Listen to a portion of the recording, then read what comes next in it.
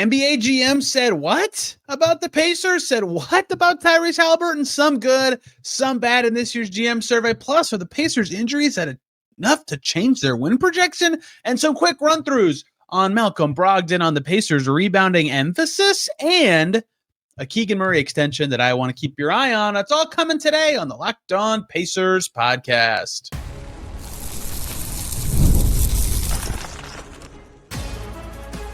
You are Locked On Pacers, your daily Indiana Pacers podcast, part of the Locked On Podcast Network, your team every day.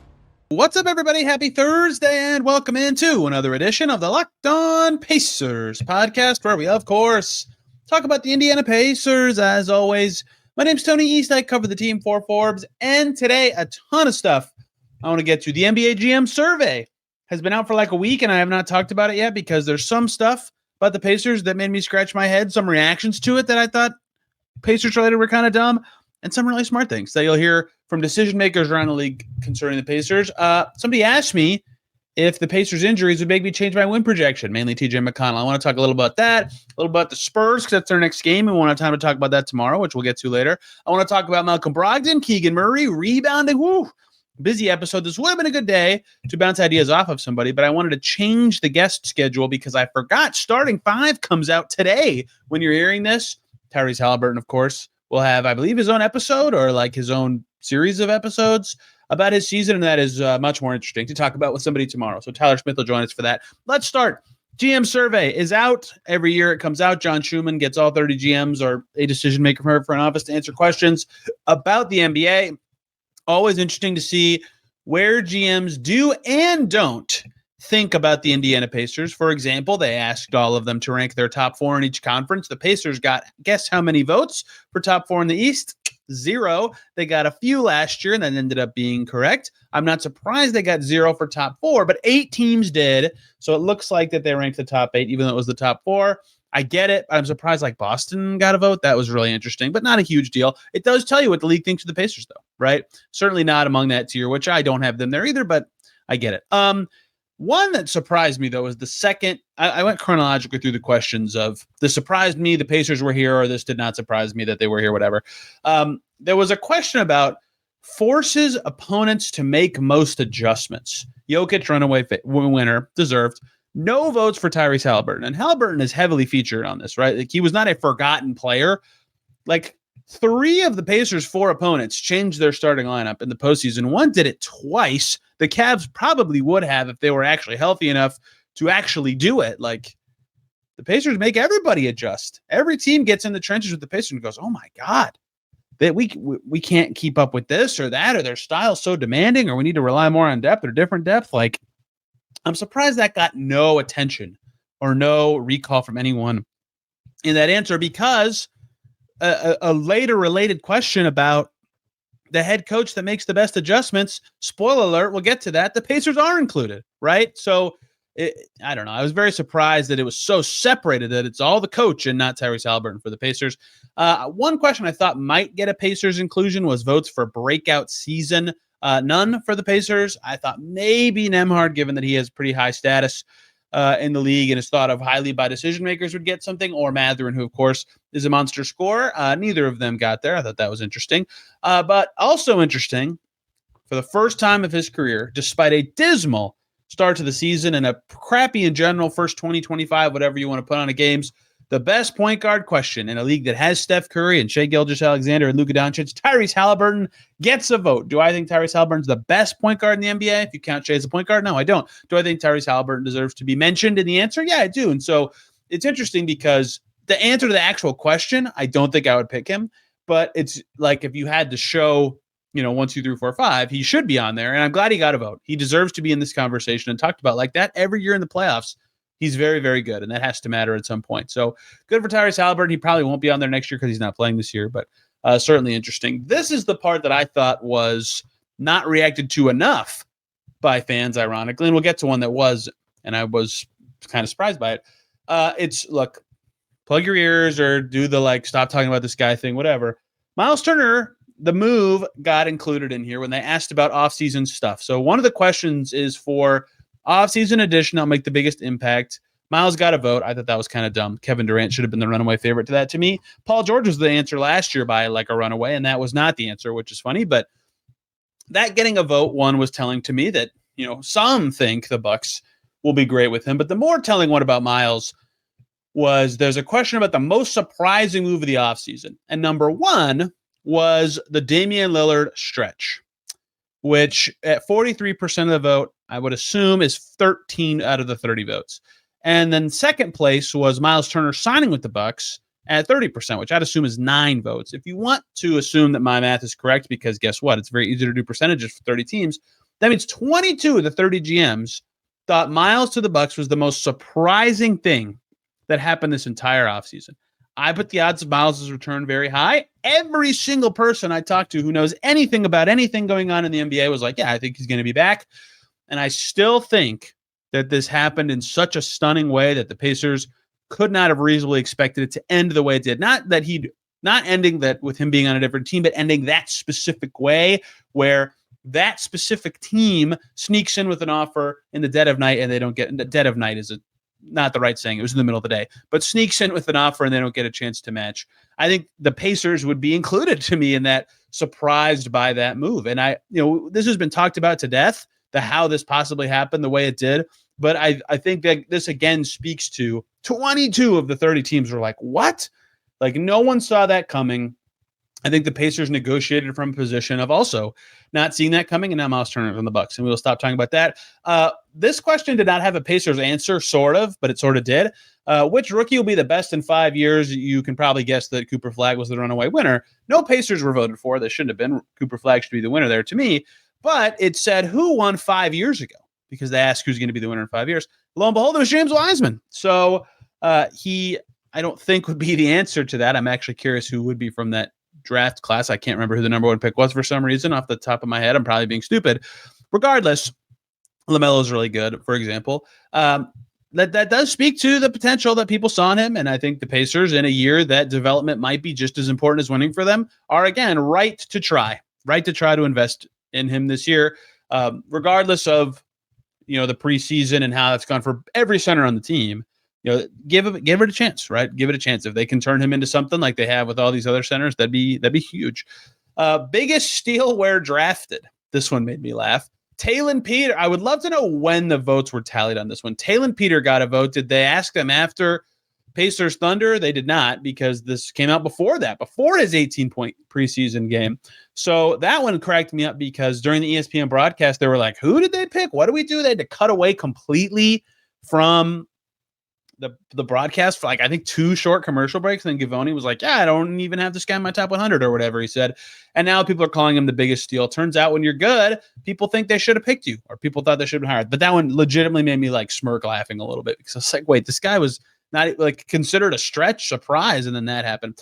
Let's get to the non-maneuvers or basketball stuff. A lot of coaching things or specific skill things for the rest of these. Carlisle got a vote for the best coach. He got a vote for the best manager of people. And he got 4 votes for best in-game adjustments. There's the one that I was like, huh? How did Haliburton not get anything for forcing the other team to adjust if Rick is, making great adjustments? That speaks, it's a little different, I get it, but speaks a lot of the Pacers' style, that they are good at adjusting. And you could see that last season. They'd often come out in third quarters and be very good. For example, last year in first halves, they had a negative 0.5 net rating, right? Below average team in the first half of games. In the second half, they had a plus 4.2 net rating, which was, I believe, 8th in the NBA. They are a good adjusting team. They have a point guard who understands how he's being covered or how his team is being defended and can make adjustments himself. 53% voted for Rick Carlisle as the coach guiding the best offense, which, especially given how well it carries into the postseason, makes a ton of sense to me. I honestly wonder if it'd be a little higher than that. This one surprised me, and I'm a little surprised they got no discussion.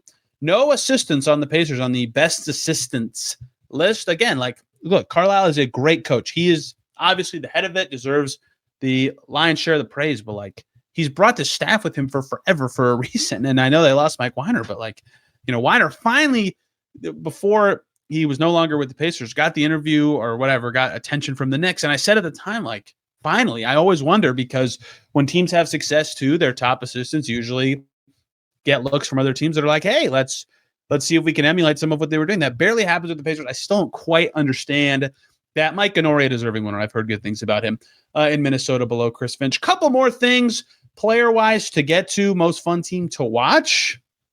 Haliburton, best passer? No, not even top 2. So much more to get to, and then we'll talk a little bit more about the Pacers injuries coming up here on Locked On Pacers. Before we get to any of that, we got to talk about FanDuel. The NFL season is here. There are games back again tonight somehow, and FanDuel has an offer that you do not want to miss right now. If you're a new customer on FanDuel, you can bet just $5. You'll get $300 in bonus bets if you win that $5 bet. That's right. Pick a bet, put down $5. If it hits, boom, you'll unlock $300 in bonus bets that you can use across the app. A lot of people love using FanDuel for so many different ways. They have interesting stories they can tell about how they've built big parlays and ones, how they've tried player props, how they follow their live lines during games. It gives you so many ways to play. That's why FanDuel is so popular. It makes watching football even more exciting when you've got a little something riding on the action. Whether you're a casual fan or love diving into the stats, FanDuel makes the game day experience so much better. So what are you waiting for? Visit FanDuel.com to download the FanDuel app today and get started. Back here on Locked On Pacers. Thanks for making this your first listen today and every single day. Locked On Kings has to be your second listen. Russell Westbrook is on a team. All the comments I got about him were making me smirk a little bit because I was like, guys, it's been kind of basically fait accompli. He'd be joining Sacramento since like late June. But there it is. And Keegan Murray got an extension. We'll actually talk about that later. We talked about it on Locked On NBA Game Night as well. I talked about it with Wes Goldberg. If you want my takes on both of those moves, I think I went against the grain on both. I actually kind of like Westbrook to that team for what they need right now. Okay. Players who will be a good coach. Chris Paul first for like the 100th year in a row. TJ McConnell second. It's in his blood. I think he will certainly work in basketball his whole life or most of his working life. Andrew Nembhard also got a vote there. Smart players, turns out, would be good coaches. Pacers were third and most fun team to watch. First was Denver. Second was OKC. I consider this the Are You a Good Team award because every year, usually the best teams just get votes. People like watching good basketball teams play basketball. The Pacers get good votes for their style. So did the Kings a few years ago. Like if you're fun and play good style, like Denver, you're going to get high up there. But like I don't know anyone in my personal life who's been like, I love watching the Thunder. And I do like watching the Thunder. They're very good. But stylistically, they do not deserve to be in the Pacers Nuggets conversation. They just happen to be like incredibly good. Pacers got a vote for looking ahead to this coming season as the league's most efficient offense. That GM patch on the back, not going to happen. Just they weren't even first with Tyrese Haliburton last year. Speaking of Tyrese Haliburton, no votes for best passer. I mean, he's not the best. It's Jokic, and Jokic won. But James Harden got a vote. Come on. Luka I get. Trey I get. Haliburton I get. No votes for Haliburton, though. That surprised me. Last one, the most shocking one, the one that did get onto the interwebs of Pacers fans, and deservedly so. It just felt weird, given what the most recent thing of events that happened in basketball games was. Who do you want taking a shot with the game on the line? The leading vote getter not being the guy who had a game winner in every single series, plus a crazy one against the Bucks in the regular season. This is still within the last 6 months of real life time. Tyrese Haliburton finished third with 4 total votes of the 30 people.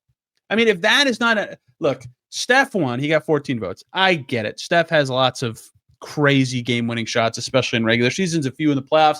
He's a clutch machine. I get him getting a lot of votes. But like, man, did we just forget what happened? Like, clearly Ty has something to him. And he had game winners before that. His signature shot was a game winner in the playoffs. That floater before that, several times in Miami, he's got like 7 or 8 game winners already in his career. Very surprised he only got 4 votes. And it was third. KD was also ahead of him. Shea and Luka rounding out the top 5. Obviously, great company for Haliburton to be in. That was the only one that I was like truly shocked by the Pacers-related result. I guess a couple more I was like a little surprised, but that one actually made me like, wow. Have people forgotten what happened like very recently in the world of hoops? Regardless, that's the GM survey. You should check it out. It's very interesting to see what decision makers think of the league. Some stuff that I'm like, well, I guess the phrasing of the question makes the answer make sense, but also, really? Really? That's who you think is the biggest steal of the draft at their draft position? That one always makes me laugh. Okay, let's talk about something that I got asked and I kind of hinted at talking with Tom yesterday. TJ McConnell got hurt, and I've gotten like both ends of the spectrum of comments. One end was a couple people being like, you're crazy to be reacting to this. Like, it's so significant. Like, it's only a month of total time, less than that of actual regular season, possibly. It might even be more. We'll see. He's an older player, and it's a muscle injury. He's a backup. Relax. And I got the other end of the spectrum that's like, is this like the dam break of injuries where, Haliburton they knew, then they lose Miles, now they lose McConnell. And basically, they didn't say this, but reading their comment, it hits you like 3 of their top 7 players from last year, Toppin, McConnell, and the starters. If you count Mathurin in there, fine. Actually, I probably would count Mathurin in there. 3 of their top 8 players from last year, I'd probably have Mathurin 6th, honestly. 3 of their top 8 from last year, as I dance around what I'm trying to say, are now out. Like almost half of their top. So they have the 4 starters that they'll have plus Toppin. Is that like the critical mass of like, okay, it is now like getting almost impossible that they'd even be like pretty good? I still think no, but at least I understand when he gets to 3 out of 8 why you're asking, especially because it's 2 at the same position, right? It is not lost on me. Now, a lot happened to start last season. Tyrese Haliburton was decidedly not close to himself. Andrew Nembhard missed a while. Aaron Nesmith didn't play from November 1st until mid-January. They lost Wiseman. Then they lost Jackson right after. They lost Shepherd for a lot of that time. Like, they were missing a lot of guys. That is over the critical mass. That's more injuries than they have right now. But when they were really hurt last year, and by the way, Cam Jones is also hurt, Ben Shepherd's also hurt, Quentin Jackson also hurt, Furphy also hurt. Those aren't rotation guys. Whereas last year they lost actual rotation guys, right? It is different. But missing all those players, a big part of their suffering in that time was they had 2 major injuries at the same position. Their backup center and then the guy that was supposed to be their backup if the backup got hurt, both got injured. And Toppin didn't really get going at the 5 till December. If you go back and look at his splits, so they were like trying Moses Brown. Every game Miles Turner missed was a disaster. Enrique Freeman was getting like real rotation burn. So don't get me wrong. I think that the guys that they were playing so bad that it didn't feel like if they just had Nembhard and Nesmith, they'd be winning. But the center position was such a problem because they had so many injuries at the same position. And here's why that matters. It's not necessarily that a McConnell injury would like totally take them down despite not having Haliburton and Turner. But what it does do is like, let's just pretend it's 0 or 1 wins that you lose without McConnell for the first 10 to 15 games. And it might be more than that, but just pretend 0 wins, maybe 1 or 2 wins. That may be true, but in one of those games, if you lose Nembhard to injury or foul trouble, you're just like, oh, bleep as the Pacers, right? Then your point guard rotations, Quentin Jackson and Campaign, and that's the most important position on the floor. Those players are fine. They've been rotation players in the NBA before. Campaign for a long time, Quentin Jackson for a few games. But that is like what we saw last year at center. It was just, oh man, like there comes a point where it's so much to handle. So I currently, the premise asked to me was basically like, is this the point where you think they can still win the same number of games now that McConnell's down? And like, honestly, McConnell's backup, Quentin Jackson also down.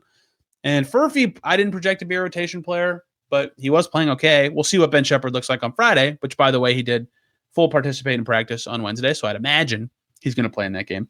Does it change your win prediction? And I was like, nah, maybe, but then I thought, no, probably not. And here's why. My reason for why is something Tom and I talked about yesterday. The starters have been good. The starters being that good. And somebody commented this on today's show on YouTube. They were like, the thing about the starters is not only have they been good, like it hasn't even looked like they've been like totally full throttle good. And I agree with that. It feels like they're like just going out there, playing their style, not going through the motions, but just like, yep, we can do this, and score. It hasn't been like stressful, if that makes sense. I agree with that. It hasn't felt that way. So because the starters have been at that level of good, I still think that, yes, they probably drop, a little. They certainly drop a little bit without McConnell. We've seen the bench groups really struggling to get in the paint. I think that probably will cost them a win, maybe 2. But they can mix and match more. They'll put Mathurin out there to be a ball handler with that group, or they'll stagger Nembhard in a way or Siakam in a way that makes it more tenable, not completely tenable. That does it make me like dramatically change my projection for the team? No, I still would have them in that 40 to 42 range, even though I get the premise of the question and I think it's fair. And I do wonder what the critical mass of injuries is. And we'll find out very quickly in the season if they've crossed it. If their bench ball handling and ball movement looks terrible, yeah, then maybe they crossed it. If Nembhard gets hurt, yeah, obviously you should change your win projection for the Pacers. But I would say that just the McConnell injury, the answer is no. I do think people who are like, you're being way overreacting on this, I think that's wrong. But I think the people who say, are you changing your win projection, is also wrong. It's somewhere in the middle where it's like, they're in the same win range, probably a slight dip. I guess that should mean I'm changing my win projection, but it's not like my total outlook for the team has completely shifted. Let's close this out with some quick things. The Spurs, the rebounding, the Malcolm Brogdon, the Keegan Murray, all stuff that I think relates to the Pacers. To close out today's Locked On Pacers. But first, let's talk about two great groups of people. First up, Wayfair. The holidays are going to be here before you know it, which is exciting, but getting your home ready for guests and celebrations can feel like a lot. Maybe your serveware needs a refresh, or the guest room could use a new bedding. Wayfair has everything you need to get your home holiday ready, from Christmas trees and wreaths to bedding, cookware, and outdoor inflatables. It's your one-stop shop for every room in the house. Wayfair makes it easy to personalize your home for the holidays with a huge selection of every style and budget, and with free and easy delivery, even on the big stuff, you can get everything you need without the hassle of huge delivery fees. You can order holiday decor. It'll transform your living room. The wreaths, the pillows instantly make the space feel warm and fuzzy and festive. It's easy to find pieces that fit your style and budget. It's all in one place. Check out a breeze. Get organized, refreshed, and ready for the holidays for way less. Head to Wayfair.com right now to shop all things home. That's WAYFAIR.com.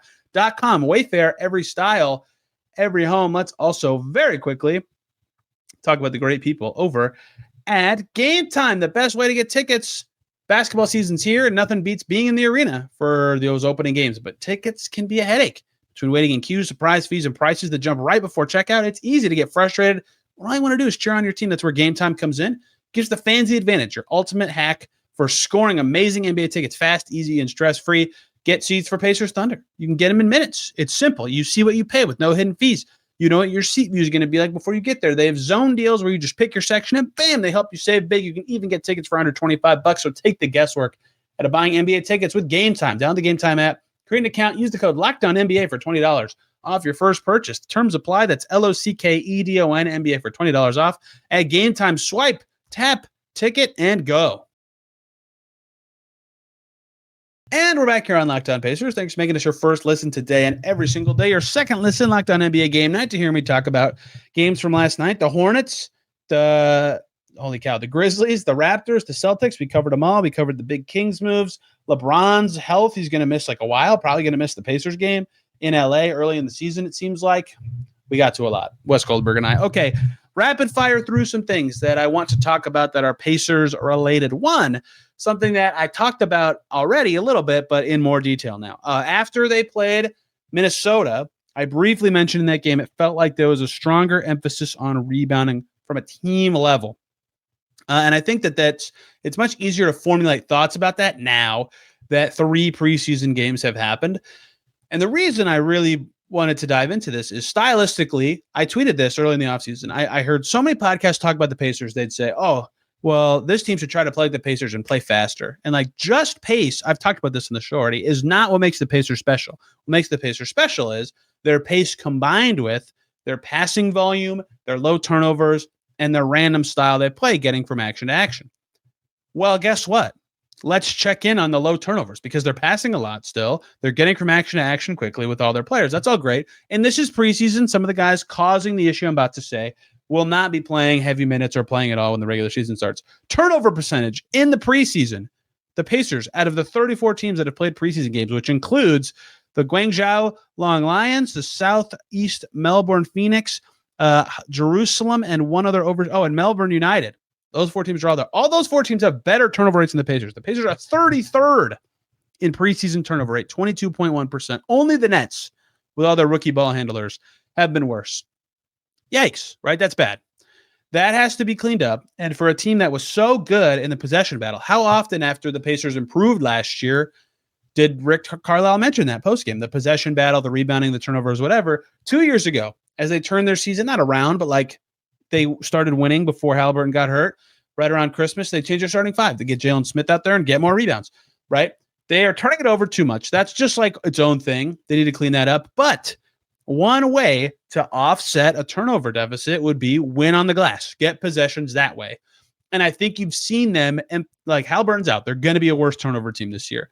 They've emphasized the glass more. I wonder how much this will translate to the season, because I don't even think it's necessarily been their centers being good on the glass. I think it's been everybody. Like Ben Mathurin, good rebounder for his position, right?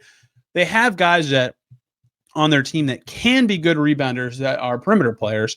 Crashing will be huge for this team. Like Obi Toppin seems like he could be a good rebounder. His rates have improved with the Pacers, for example. They're 10th in rebound rate right now as a team. Defensive rebounding, they are 13th in rebound percentage. On offense, they are 11th in rebound percentage. So they're hitting the offensive glass pretty hard. I want to keep an eye on that trend when the season starts. Both numbers. Can they get their turnovers down while keeping their rebound rate about where it's been in this preseason, or can they even be a better rebounding team? Because that would be a way to potentially offset anything they lose from a turnover perspective. That, in tandem with what Tom and I talked about yesterday with their three-point attempt rate, could be ways you see the Pacers try to balance the losses that they'll have in terms of the actual players on the floor, and stylistically, like logically could carry over to the Tyrese Haliburton version of the team 2 years from now. Okay, that's thing one from this rapid fire segment to close things out. Thing two, the Spurs. They play them tomorrow. We're not going to have time to talk about it tomorrow, probably, because we're going to be talking about starting five and whatever was revealed from Tyrese Haliburton's episodes. But I'm glad they're playing them again. One, because I want to see how this, as we just heard about, although it's different in preseason, how they can adjust, how the adjustments look different for this team without the players they don't have anymore from playing the same opponent twice in a row. So good way to see that. Last year, they got smacked by the Spurs in Paris in the first game and then smoked them in the second game, right? How does that look? But two, another chance for redemption for the centers, right? I know it's very generic, and I talked about that when I previewed the Spurs games earlier this week, but they really need to feel better about their centers going into the season, and that game will be the last chance for them to evaluate like where they are in the rotation. Are they going to make the team, right? It's a big day. For lots of people, it's very not comforting, but like it adds to the comfort level that they're playing the same opponent and can learn either yikes for sure or like, okay, maybe we were overreacting after Monday's game. Thing three I would like to get to today that happened in the NBA. Keegan Murray. That's a big number. 5 years, $140 million contract extension for Keegan Murray. I cannot believe he got more than Jabari Smith Jr. He's probably like a little better at their peak, but like Jabari's been better mostly, I would say, to the stage of their careers. It's a fine contract. He's maybe a little higher than I would have gone as the Kings, but whatever. It doesn't matter what I'm thinking about that. If he is getting that with what he's proven in his career, I've said it a million times, just cannot imagine a Mathurin extension, right? It just seems like it's so much better for Mathurin to want to wait. Now, a lot of these deals happen on the last day. I think 7 of the 13 last year happened on deadline day for the rookie scale extensions. But every number that comes in on a new contract, I'm like, man, like if Mathurin can get that if he balls out, but like there's no way if the markets are that high for an unproven player. Like Keegan Murray's kind of proven, I guess. But like it doesn't make sense for either the Pacers or Mathurin to rush into it. And every new data point, I'm still thinking the same way. I also I get that you pay for potential on these rookie scale extensions. I just straight up think Aaron Nesmith is better than Keegan Murray. So $28 million a year for Keegan Murray. That's a big number. Like I think Herb Jones is better than Keegan Murray. Herb Jones didn't get $28 million a year, but you pay for some potential. I do get that with these rookie scale deals. Okay. Last thing, Malcolm Brogdon. Retiring from the NBA, only 3 years with the Pacers, a short stint, not like the world's most memorable thing.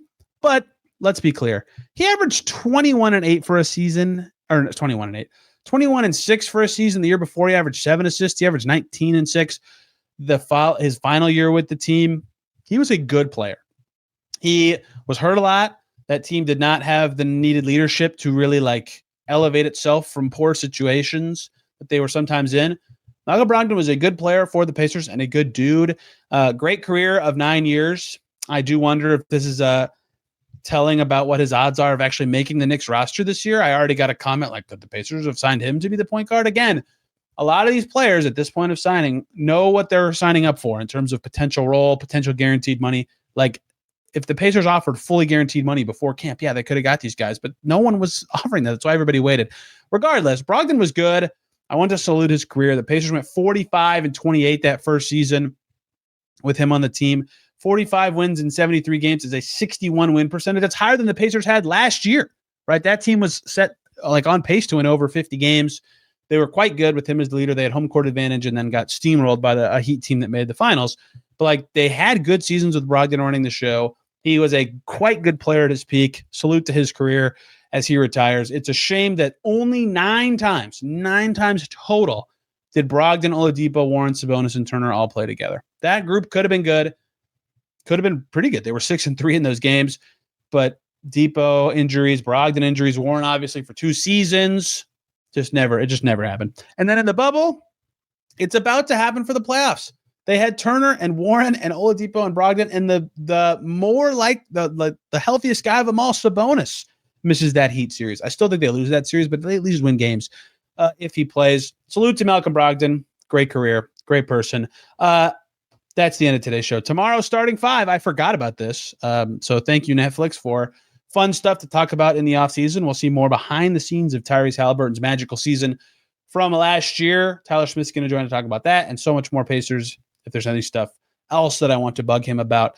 Thank you all so much for listening today. We'll talk Pacers Spurs, obviously, on Saturday. And you can find that all in this feed. You can find me on Twitter and Blue Sky at Locked On Pacers. This podcast is on Twitter and Instagram at Locked On Pacers. My handle's Tony Tyrese. I said the wrong thing there. Thank you all so much for listening today. Back tomorrow with more Pacers. See ya very soon.